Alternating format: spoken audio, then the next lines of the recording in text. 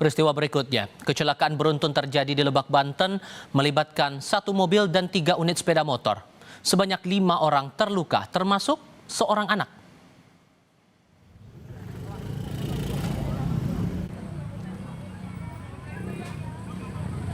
Polisi menyebut mobil minibus putih yang dikendarai pelajar SMA hendak mendahului kendaraan di depannya, namun gagal hingga menabrak 3 sepeda motor dari arah berlawanan.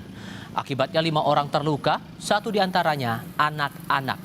Seluruh korban kecelakaan dibawa ke rumah sakit untuk perawatan medis.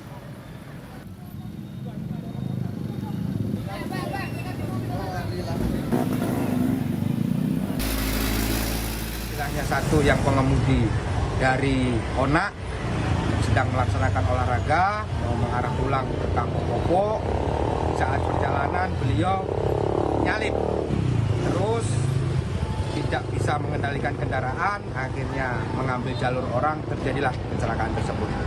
Pak, untuk si pengemudi sendiri kan informasi ini pelajar benar atau seperti apa nih Pak? Betul, karena masih di bawah umur, pelajar kelas 3 SMA.